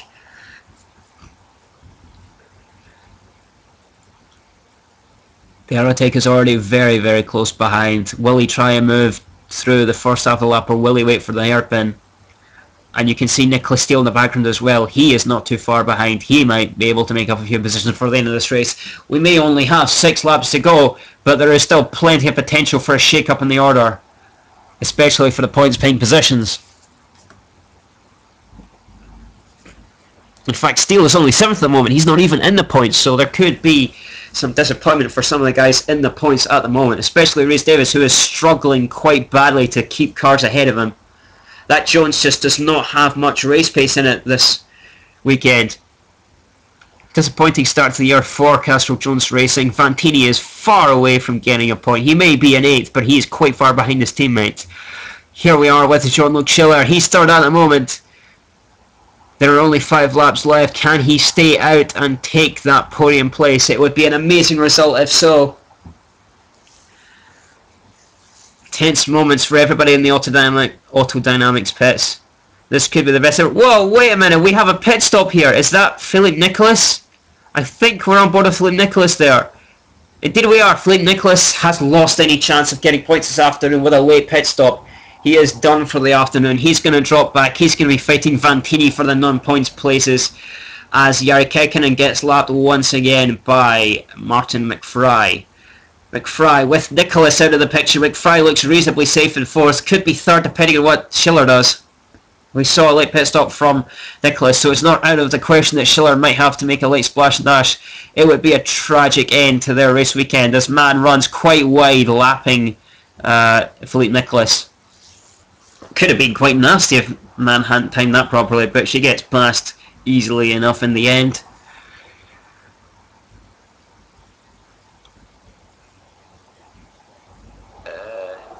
Mann not particularly pulling away from Nicholas at the moment though. In fact, I think Nicholas might try and get back past even though he's a lap down. He does. He dives to the inside. He does appear to be faster than Mann at the moment, but Mann is a lap ahead and in the lead of the race, so I think Nicholas would be better served to just stay the hell out of the way. Imagine the beating he would get from aero racing if he put Pippa Mann in a wall. We are now on board with the third place autodynamics of Jean-Luc Schiller. Can he hold on to a momentous finish for the small autodynamics team? Seems to be going okay so far. Only 3 laps left. I don't think he'll pit now. He'll try and make it to the end whether he can make it back or not. Nervous times down at the autodynamics pit. This could be an absolutely monumental result for them, especially in the constructors. We weren't sure if they were going to score at all this season, but 6 points, sorry my apologies, not 6, 4 points straight off the bat would be an absolutely fantastic result for them. Meanwhile, Ron Mignolet looks like he's going to get a podium for Alitalia in his first race for the Italian squad. Would also be Alitalia's not only their first points, but their first podium as well. Jari Kekkonen makes a final splash and dash. Not that it has much consequence in the race because he was already running in the last 2 laps down. At least he gets the Boxtel to the finish, if anything. Perhaps that 12th place could mean something in constructors by the end of the year. Boxtel don't look like a... Oh my goodness, Pippa Mann's in! Pippa Mann has to make a late splash and dash. How far behind is Ron Mignolet? There's the question. Mignolet leads! Mignolet's taking the lead with 2 laps left. I don't believe it. Mann sacrifices the lead with 2 laps to go, and Ron Mignolet takes the lead for Alitalia at the death. Mignolet's going to win. As long as Mignolet's car doesn't fail, Mignolet will win this Grand Prix. We didn't think it would happen, but Mann makes a really late little pit stop, and she's lost first place. Mann will probably finish second. Schiller's pitting! Schiller is pitting for autodynamics. The podium is gone. McFry is going to gain 3rd place. Oh my goodness, I did not see this coming. I thought Schiller might pit, but I never expected Mann to come in so late. Mann has lost the race lead, and Mignolet, God forbid a reliability issue, Mignolet will win for Alitalia. I don't believe what I'm seeing. Mignolet is mostly probably going to win this race. I can't believe what I'm seeing. I never in a million years thought that Mann would wait so late to make a pit stop. She only had 2 laps left. Why didn't she keep going? But she's out in 2nd position now, but she has sacrificed the race win. I am lost for words at the moment. I never in a million years thought this would happen, but Ron Mignolet late for Alitalia. Ron just has to bring the car home and win for Alitalia. Their first ever points will be a race win should they get to the finish line. And McFry is still in 3rd position. He's too far behind to challenge for 2nd, but McFry looks like he's going to take 3rd for Alitalia. This is an amazing result for the Italian team. They failed to score a point in the first year and a half of their existence, and now they're going to take a 1-3 as long as their cars make it to the finish. Ron Mignolet just has to deal with the back marker, Daniel Martins, in the sunshine. What is he doing? He closed the door on him there. He's a lap down, but he doesn't need to do that. Ron Mignolet is smart. He thinks better of it. He slows down. He doesn't try to take the position when he saw that Martins was closing the door. He knows that he just has to bring the car home. No silly mistakes. No deep lunges. No need to take a risk. just needs to bring the car home. Mignolet has been level-headed this afternoon. He has not taken a single risk. He has not put a foot wrong. He has kept his car on the road. He's kept his head. He's kept a consistent pace, and he will probably be rewarded with a race win this afternoon. This is an absolutely fantastic race. So many twists and turns. I knew Mignolet was going to have a decent chance for podium, but I didn't think he was going to win this afternoon. This has been an absolutely fantastic afternoon of racing, and with a dramatic finish, he finally gets past the lap Daniel Martin. He waits half a lap. Nicholas Steele almost puts it in the gravel trap. Oh, I thought Steele was going to throw away a couple of points there, but he just keeps it on the island. That was close from Steele. I thought he was going to put himself out of the race, but he keeps position 5 for the moment. Jean-Luc Schiller is not far behind though, and that might give Schiller a chance to go back up to 5th position. We're back with Pippa Mann. She is going to lap Vantini again in a moment, but she's not going to be able to catch Mignolet. There just aren't enough laps left. Mignolet's already started his final lap and he's 11 seconds ahead. He is really taking his time, Mignolet. He's lost about 2 or 3 seconds in the last lap alone to Mann, but it doesn't matter. He's only got 1 lap of this Adelaide Circuit left to go before he wins the race. God forbid a reliability issue. Oh my goodness! McFry's out! McFry's engine is gone! A guaranteed podium is out of the window for Martin McFry. He can't make it to the end, and he parks in the Adelaide hairpin car park along with Fleet and Dagnall. I don't believe it. That is a certain podium out of the window because of reliability for Martin McFry. What a shame for Alitalia. It looked like they would have a 1-3, but McFry just hasn't been able to make it to the end with 1 lap left. Oh man, I have ruined this completely. It's 85 laps. I'm dyslexic. It's 85 laps. What am I talking about? The commentator has been talking crap this entire time. I have really screwed every viewer. I have made this race more exciting than it appears to be. I couldn't believe that I said, Davis is off! Davis is bending at the hairpin! I think that's the hairpin at least. He keeps going! I thought he'd ruined this race, but he keeps going, but he's lost position there to Jean-Luc Schiller. Oh my goodness, I don't know what I'm talking about anymore. I think I need a break. This is just too much. This is just too much. What have I been talking about all this time? I thought Mignolet had won, but there are still 18 laps to go. I am going to face desk because I have been so stupid this whole time.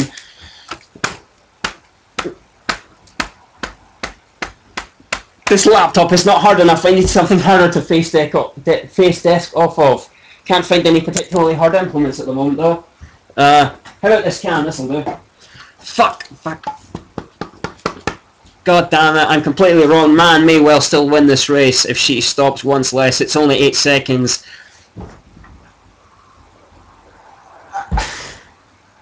This race is just too much. What more is going to happen? There could be any amount of problems happening here. Mignolet might retire. McFry is already retired. Perhaps the cars just don't have the reliability to make it to the end of this race.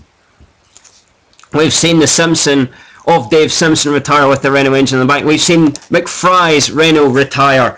Will Mignolet be next from the lead of the race? Will Mignolet be able to get to the end of the race or 1 less stop than Mann?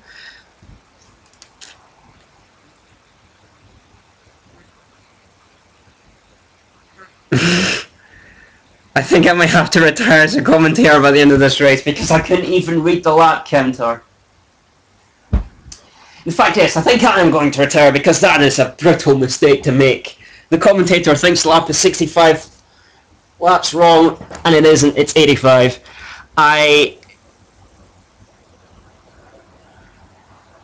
Yeah, I'm going to retire now because that was just a pathetic mistake to make. I hang my head in shame. You can't see me, but I am literally hanging my head in shame at the moment. That was a pathetic error. Anyway, back to the action. Mignolet 6 seconds only over Mann now. Schiller still in 4th. And actually only a second down the road from Nicholas Steele. Schiller could take 3rd place back.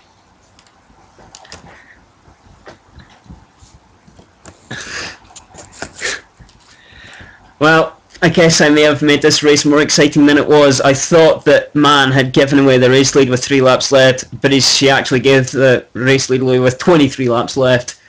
I imagine Mignolet may have to stop one more time, and given that Mann is about to take the lead anyway, it looks like Mann will win this race. Unless, of course, there is a technical failure for the aero racing car, although the Audis look pretty much bulletproof so far. The other aero racing is still going. Nicola Steele, while not particularly fast, is still in this race in 4th position.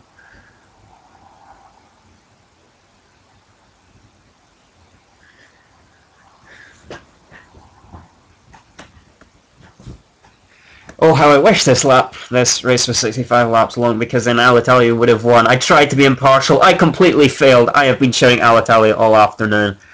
I thought they were going to get a 1-3. It didn't happen. There might not be a 1 even at the end of this race. Might not even be a 2, given how bad our reliability has been in pre-season.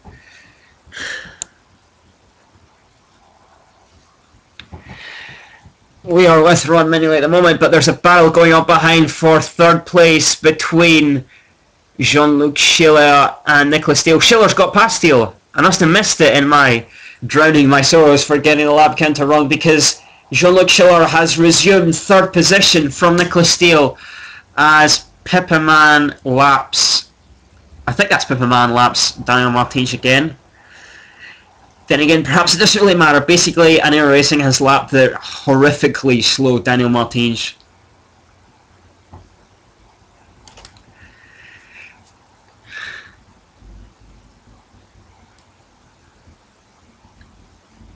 Thankfully a calm moment in the race so I can collect my thoughts and get my shit together.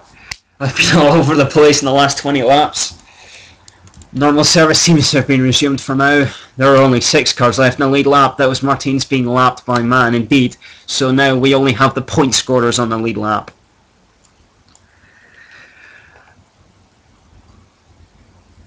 Looks like Nicholas is quite far up the road, so he should be reasonably safe at the moment to get some points. Now we're back with Jean-Luc Schiller and the Autodynamics back in that 3rd position. What would be a great result for that Autodynamics team, given they've never been in the points before. In fact, 2 of the 3 podium position teams have never scored a point. Alitalia and Autodynamics, no points in their entire history. That's, I think, 38, maybe 40 races combined between the 2 of them, no points, and they're both going to finish on the podium here if all goes well. Although, that appears to be Rhys Davies lining up Nicola Steele. It is. Davies is going down the inside of Nicola Steele. Can he take 4th position? Yes, he can. One has to wonder what the hell Roscoe Mantini is doing when Rhys Davies can overtake an aero racing the car in the lead. Well, not in the lead, but in 2nd place with Pippa Mann. But Steele can't even use that car to stay ahead of a Jones, which have not been particularly fast in race trim this afternoon. There is the man I was talking about, Roscoe Mantini, all the way down in 8th. Can't even keep up with Daniel Martins and the quite slow Sunshine Daihatsu. I wonder how many more cars are going to pull into the Clipsal hairpin car park. We've got 3 already. Could there be another one before the end of the race? That hairpin does seem to be a favourite for technical retirements. I think Thomas de Bock pulled over at that corner as well when his car failed on him. If my memory serves me right, which it probably doesn't given how many errors I've made this afternoon.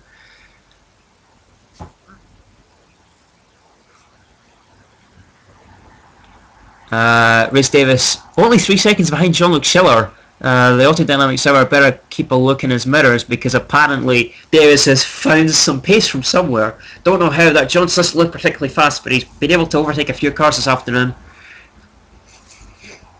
Meanwhile, though, we're back with the Alitalia of Rod Mignolet as we see Pippa Mann in the background lapping. I think that was Daniel Martins? I'm not entirely sure.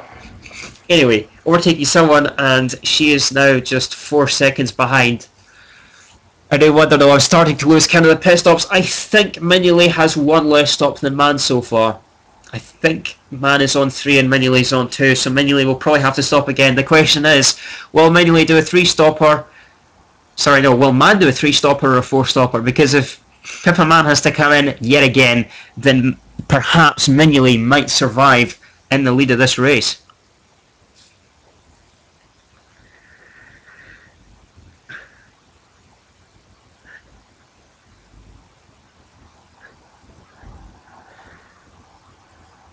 Finally, I guess this could be considered the calm before the storm, because I expect things to kick off towards the end of the race again. We have, I don't want to say this is a guarantee, but I think we have 11 laps left, 74 out of 85, but I'm refusing to rule that out, because, you know, I've been wrong about twice already, possibly some more later on.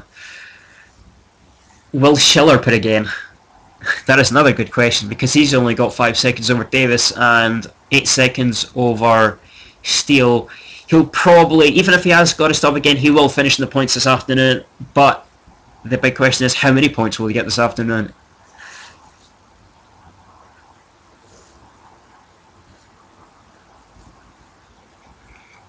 And in fact, now that I look at the times, Matt is going backwards.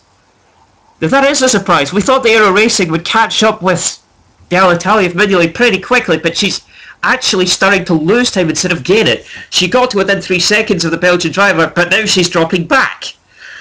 I wonder if this is strategy or she genuinely can't keep up. As we said, I think Mignolet has to stop again, but we don't know if Man has to stop again or not, because if Man does not, if Man does have to make another stop as well as Mignolet, then Mignolet's got this race in the bag. Schiller is still in third. We don't know if he has to stop again. He might not. This could really go not just either way, but any way. All of the positions seem to be up for grabs at the moment. The battle for first is probably going to be between Mignolet and Mann, but the battle for the final podium place could go to any number of drivers. We've got Schiller, Davis, Steele and Nicholas all in the hunt for the final place. Perhaps not Nicholas, he's dropped back a bit too much, but certainly Schiller, Davis and Steele are all in contention for this final podium position, depending on who stops and who doesn't.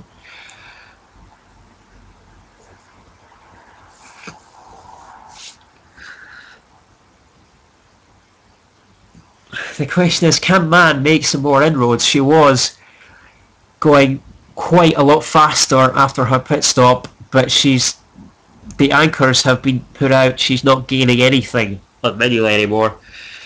I'm going to take the last break before the end of this race. I'll be back in just a moment for the final part of the Australian Grand Prix at Adelaide.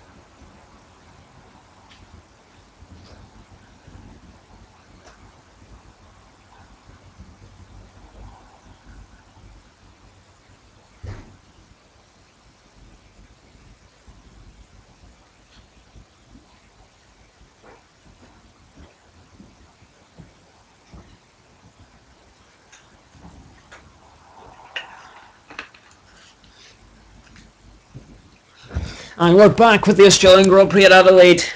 5th place Nicholas Steele comes into pit lane. That'll be his final stop of the afternoon with only 7 laps remaining. Sorry, 8 laps. He possibly will lose 6th place.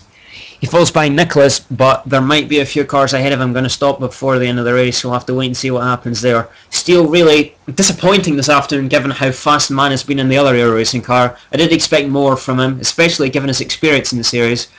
I think the Aero Racing team principal Felix McAllister will be having a stern talking to Mr. Steele in this race for simply not doing a good enough job. While he has kept the car in one piece.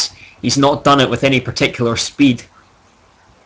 Perhaps should have been in contention for that podium closer to Jean-Luc Schiller than he actually is.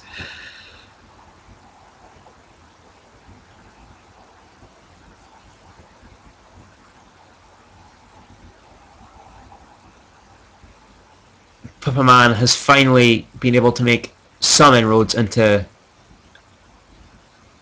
Ron Mignolet, catching up at a couple of tenths a lap. If neither make a stop, then actually Mignolet could win this race. Man is not gaining enough time per lap to catch up to Mignolet in time. The million-dollar question though, will Mignolet stop again? It's going to be a tense finish. A very tense finish. Man has taken out half a second in that lap though. Maybe I was wrong. Maybe she will be able to make up enough time. If she takes out half a tenth, she needs 8 laps. That isn't enough. But if she can take a second a lap out of Ron Mignolet, then she can maybe fight for the win. And in fact, Ron Mignolet has just caught up with Jean-Vincent Albertini. He's going to lap him for the second time this afternoon. That might help Pippaman's cause if he can't get past that car quickly. Ron Mignolet has been erring on the side of caution when lapping people. He might not go for the pass here. He does though. He pulls out of it though. He saw that Albertini was going to close the door, even though he really shouldn't be doing that. Mignolet has had more patience with the back markers than pretty much everybody else this afternoon. We saw McCain being ridiculously rash near the start of the race when he was trying to lap people. That cost him. We saw Daniel running into people when he was trying to lap as well, but Mignolet on the other hand has been quite calm and collected, not taking too many risks when lapping cars, and it served him well this afternoon. It's lost him some time though. The gap is down to 3 seconds. He doesn't want to risk damaging his car at all when lapping the back markers, and it's costing him a lot of time to pip a man behind. This is great for the British driver, because she is catching Ron Mignolet very quickly now that he's stuck in traffic. That autodynamic should really be getting out of the way of Ron Mignolet. It finally does, but that has cost Ron Mignolet a lot of time. The gap is down to 2.5 seconds from 4.5 seconds, losing 2 seconds in one lap. That is a devastating loss for Ron Mignolet. And suddenly, Pippaman can win this on pace. We could have a very tense final showdown here. There are only 5 laps left and the gap is down to 1.6 seconds. Pippaman is closing on Ron Mignolet extremely quickly. Mignolet has finally got some clean air, but only for a few seconds. He's going to have to lap, I believe that is David Neuberg's +1 technology further down the road. We appear to be having some streaming issues. Hopefully those fix themselves in a matter of moments.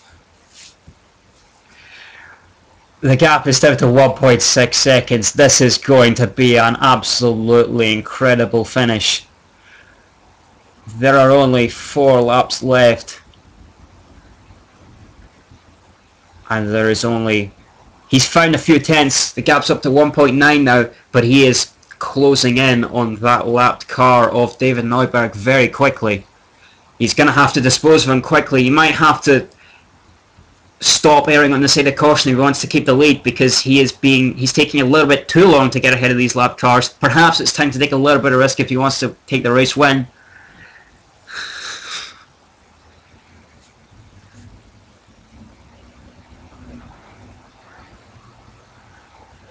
Mignolet, the gap is back down to 1.7. This is going to be a very tense finale. Philippe Nicholas appears to have got ahead of Rhys Davis somewhere. Apologies for missing that, but Philippe Nicholas has leapfrogged Rhys Davis up to 4th place. I don't know if Nicholas has to make another stop or not. We still have 3 laps left for pit stops to happen in. Schiller is on course for a momentous 3rd place, assuming he doesn't come in for a late splash and dash. This will have been quite the surprising result if things stay the way they are. Mignolet is starting to get down to the tricky business of lapping David Neuberg. Neuberg has not been kind to the cars lapping him so far this afternoon. And in fact, is that Steele has been lapped. Nicholas Steele has been lapped by his own teammate. That is how slow Nicholas Steele has been this afternoon. He is going to finish 1 lap down on Pippaman. There goes Mignolet down the inside of Neuberg. Neuberg doesn't want to surrender the position, but eventually Mignolet gets past. Tricky move though. That was a tricky move though. Mignolet, sorry, Mann has got past her teammate Nicola Steele now, I think. Then again, it is quite hard to differentiate between the two because there are no unique features to differentiate the two aero racing cars, so I'm just going to have to assume that Mann has already found a way past Steele, although I honestly cannot tell. If Steele is still ahead of Mann and holding her up, then that is great news for Ron Mignolet, and in fact, even if they aren't, both aero racings are being held up quite badly by Neuberg there. When I said Neuberg was going to be difficult to pass, that is what I meant. He does not want to give away positions, even if he is a lap down. And this has given Mignolet his chance. He's braking. He's got a lead of 2.3 seconds now. The previous zero lap cars hurt him, but that one helped him quite a lot. He has a 2.3 second lead with only 2.5 laps to go. Next up the road in terms of lap cars is Roscoe Vantini. The question is, will Mignolet reach Vantini before the end of the race? I don't see Vantini at the moment, but given how slow Vantini's been this afternoon, might catch up with him anyway. We have 2 laps remaining. Lap 64 of 65. Ron Mignolet leads for Alitalia. Pippaman is in second, 2 seconds down the road. It is a nail-bitingly close fight for the win here this afternoon. Meanwhile, Schiller is comfortable ahead of Nicholas. He just has to bring the car home to get Autodynamics' first points and their first podium. Philippe Nicholas is in 4th position. He is also reasonably comfortable. 10-second gap to Rhys Davis behind. And in 6th, we just saw him, Nicholas Steele, with the final point, but a lap down on his own teammate. Back to the battle for the lead though. The gap appears to be steady at 2 seconds at the moment with a lap and a half left. We come down towards the Adelaide hairpin for the second to last time. No drama from Mignolet there. The gap still showing us 2 seconds, although my eyes may be deceiving me, but it does look to me like Pippaman is gaining ever so slightly on Ron Mignolet at the moment.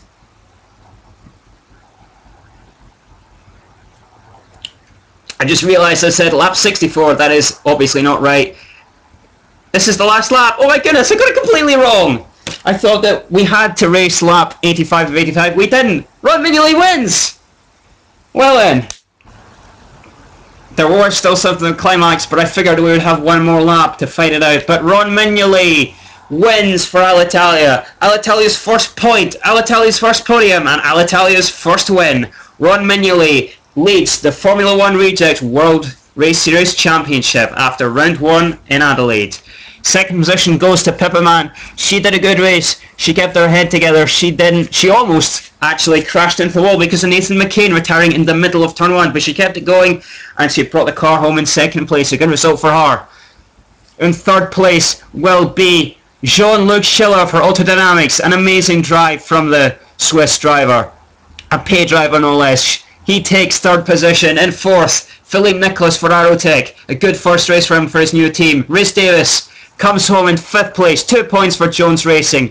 And 6th, already confirmed because he's lapped down, Nicola Steele. That was a car coming to a halt. That was Jari Kekkonen. His car expired on the last lap. He didn't make it to the finish. That's the results, folks. Ron Mignolet wins his first ever Grand Prix with Alitalia. In 2nd place, Pippaman for Aero Racing. We've already been through the rest of the point scorers. Just outside the points, Daniel Martins for Sunshine Daihatsu in 7th. Roscoe Vantini in 8th. A very disappointing result for the Jones Racing driver there. Way off the pace of his teammate Rhys Davis. In 9th, Jean-Vincent Albertini again way off the pace of his teammate. 2 laps down while his teammate is on the podium. Not a good performance by Albertini this afternoon. Running at the top 10, David Neuberg for Kingfisher, now known as Plus One Technology. He is the last of the finishers as Jari Kekkonen's car expired just before the end of the race. Martin McFly looked like he was going to get a podium for Alitalia. Unfortunately, his car did not go the distance, retiring with about 20 laps to go. Retiring just before him, Thomas de Bock in the Gillet. He was on for points this afternoon before his car came to a halt. James Davis not really in the hunt this afternoon, pretty much on the same pace as his teammate. He's registered in 14th of the DNF with a water leak. No other finishers, just 10 finishers this afternoon. But the headline this afternoon, Ron Mignolet wins his first ever race, and Jean-Luc Schiller takes an astounding podium for Autodynamic Gillet. A great race this afternoon, full of twists and turns, full of drama caused by a commentator who didn't understand what he was talking about, a commentator who didn't know when the end of the race was, not more than once, not more than twice, but 3 times. A fantastic race, nevertheless, despite all of the commentators' blunders. We'll be back in a few weeks' time for the next round of the championship at Bathurst. Until then, goodbye.